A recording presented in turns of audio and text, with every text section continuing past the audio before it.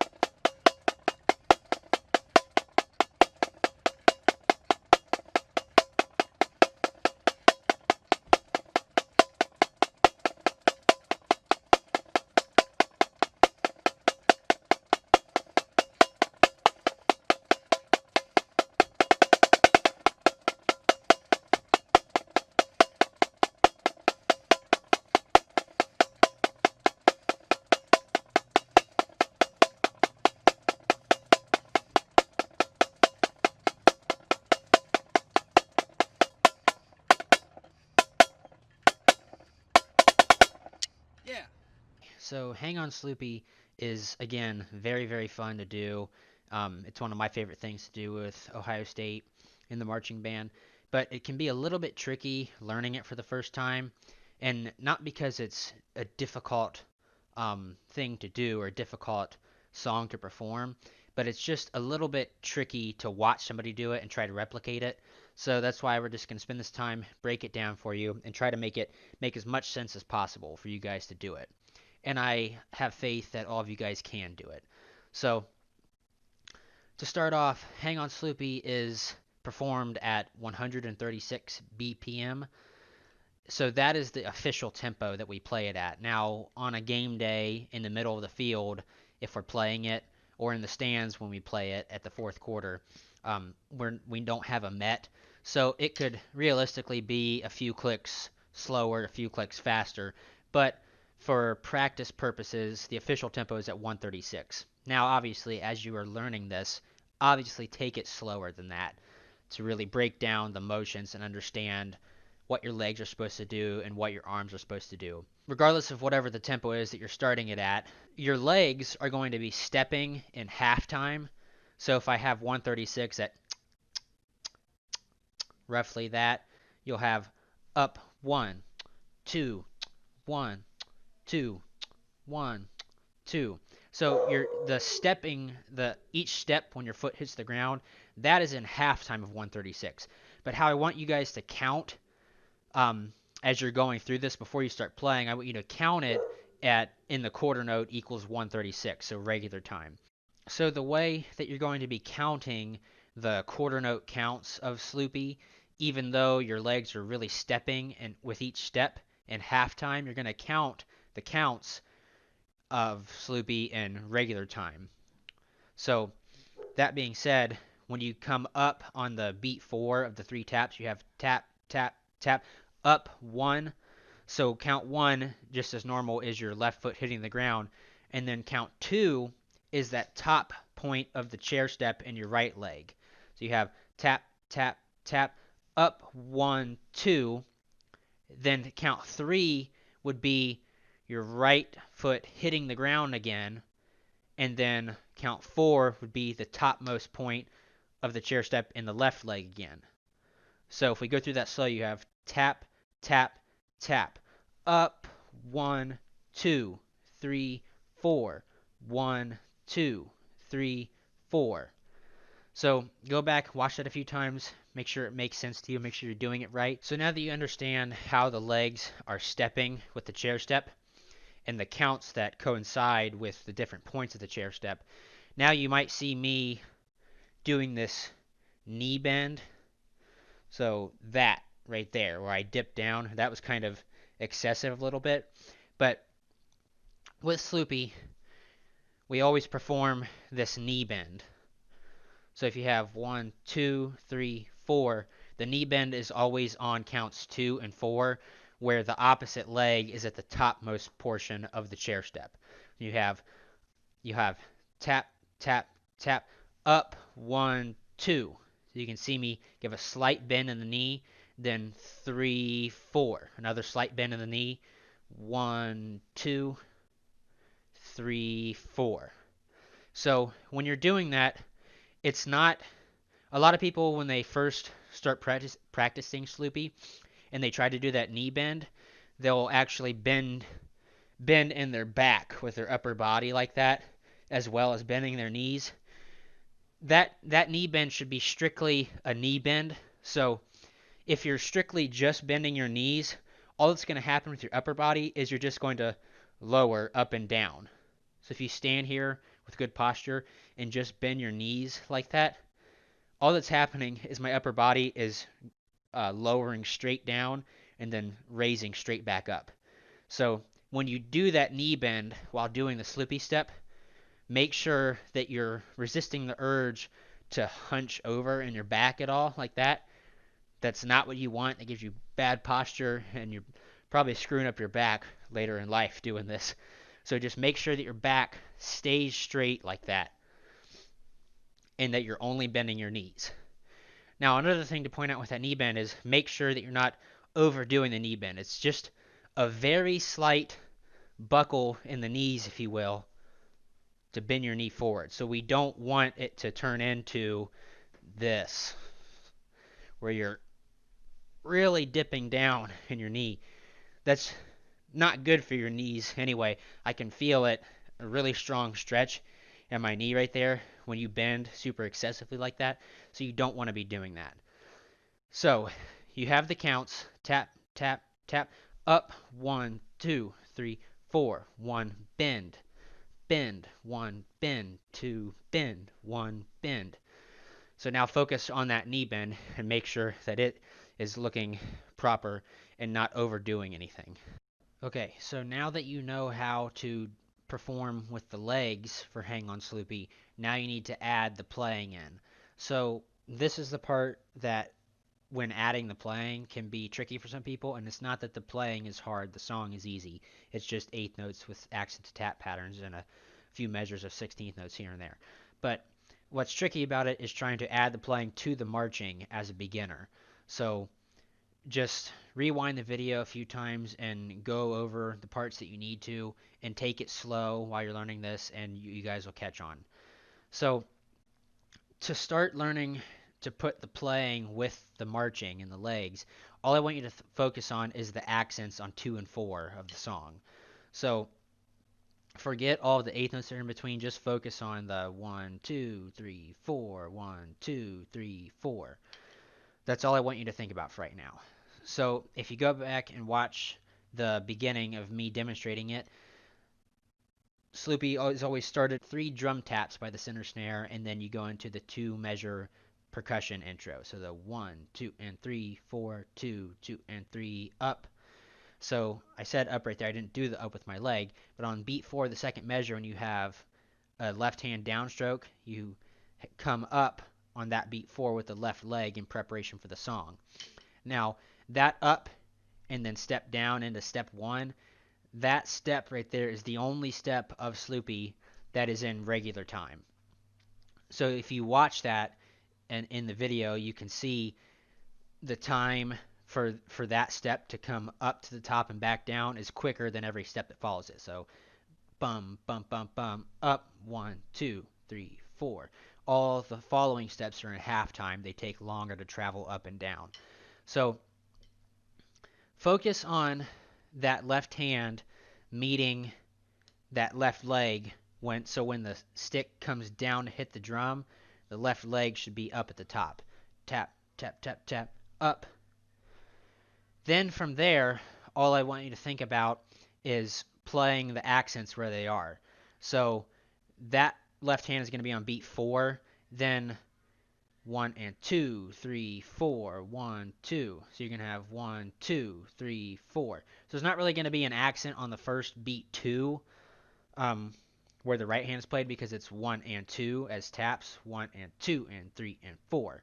So the first motion after that up is going to be 1 and 2.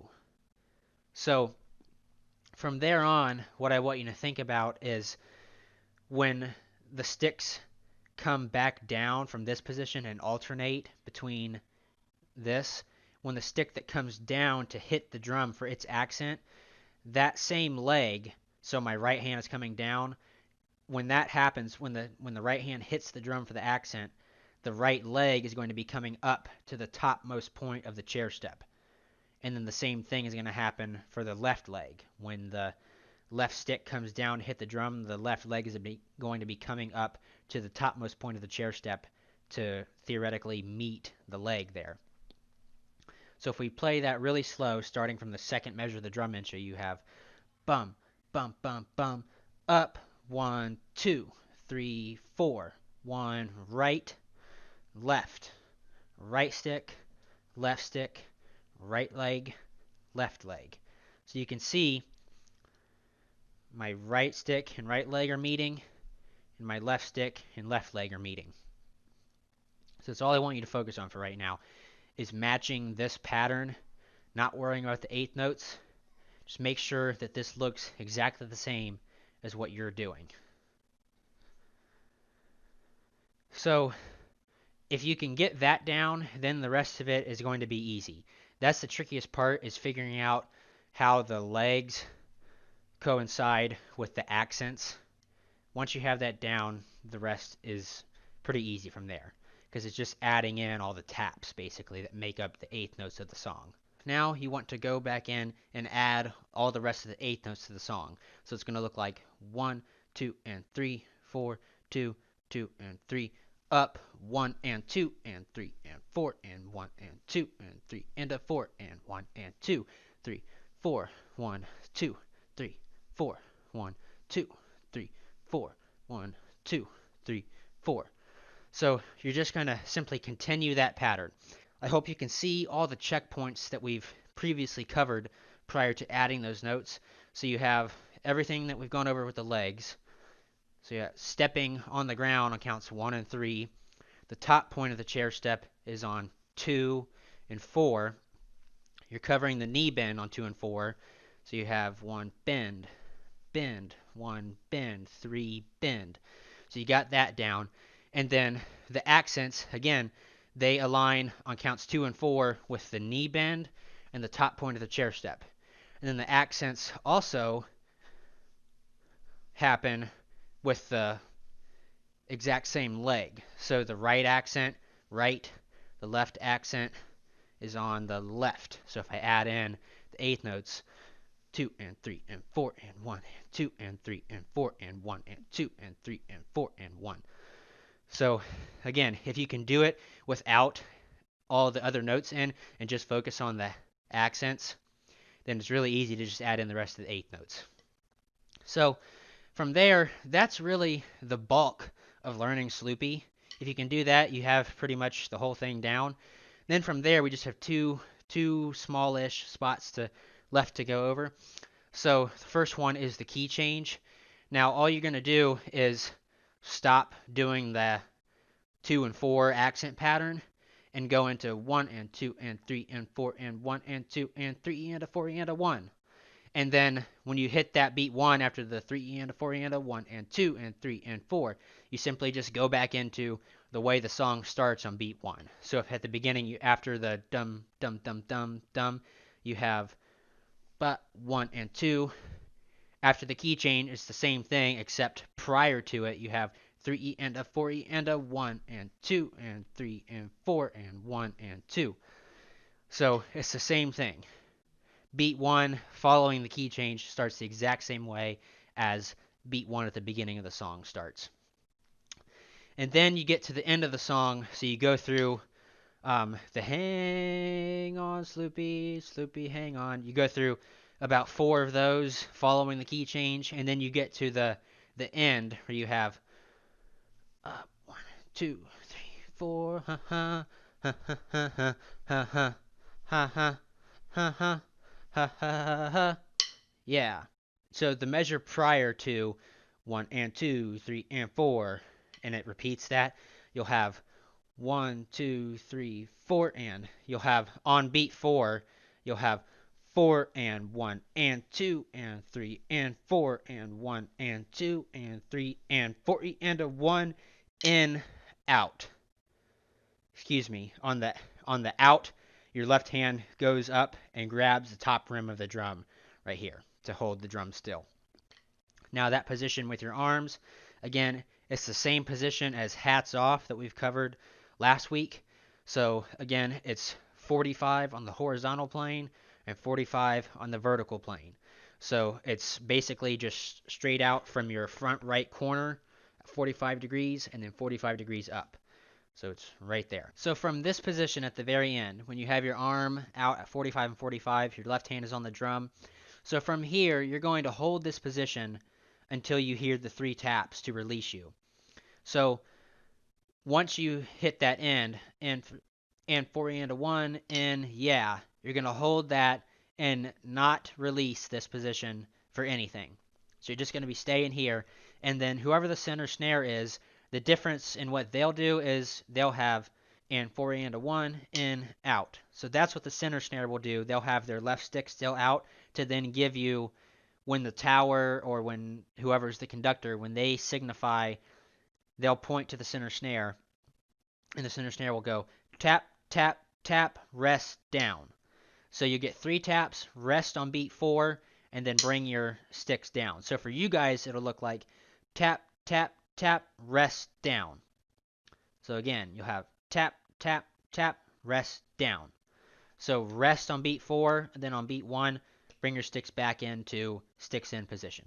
So one final quick thing to go over real quick is the positioning of the sticks when they transition from this to this to this to this over and over again. So what we're looking for is, first off, the sticks are going to have to be placed so that the beads, so each of the beads of the sticks, are in line with your eyes. So we don't want them to be any higher up than your eyes or any lower than your eyes. So that's your first checkpoint. Then from there, we want the sticks to be straight up and down. So pointing straight up and down with the ground, perpendicular to the ground, as I've described other things before. So to do that, you're really going to have to turn the wrist in with your left hand, rotate it upward like that, and then just the same style thing as you would use for playing strokes in your right hand. So looking for the stick straight up and down, in line with the eyes, not any higher or lower than your eyes. And then they need to be pulled in tightly to your chest. So when I'm doing Sloopy, I can feel each hand on my chest right here, because we want the sticks to be pulled in real close to your body like this. So it's like 1, 2, 3, 4, 1, 2, 3, 4. So a lot of people, when they're learning this for the first time, they'll do the stick ups like out here, like this. And even if you're doing everything else correctly, like the beads aren't higher than your eyes or lower than your eyes, and the sticks are straight up and down, it still just looks less in control per se and less put together if it's all the way out here. You have all this extra movement out here. So you want it to be pulled in tight to your body. So if you can feel your chest muscles on the edge, the outer bottom edge of your chest, your hand should be touching. So the side of the palm in your right hand and this side of your palm in your left hand, when you go up for the stick up, it should be touching that inner portion of your chest. So just make sure you're feeling all of those checkpoints to know where those stick ups should be placed in according to your body. So that's going to do it for Hang On Sloopy. I hope you guys have had a ton of fun with everything prior to this summer. I've had a ton of fun making these videos for you guys. So I really appreciate you putting in all the work that you do and posting the videos and showing us your progression. It's a fun part of my week getting to watch you guys work. So thank you for that. Now, just to reiterate, while you're going over this video and learning how to do Sloopy, again, make sure one that you're starting all of these things slow, much slower than 136. If you try to do it at 136 immediately, it's likely not going to make a whole lot of sense and be very hard to actually understand where the movements are supposed to happen and how they're supposed to happen. So please take it slow when you're learning it. Now, two, make sure that you spend some time breaking down each part of Sloopy that I've broken down into sections in this video. Again, with the ending, make sure your arm is in the correct position, 45 and 45 out here. And then you'll do it. You'll have Sloopy. That's all there is to it. With that being said, have a great rest of your week, guys, and I will see you next week.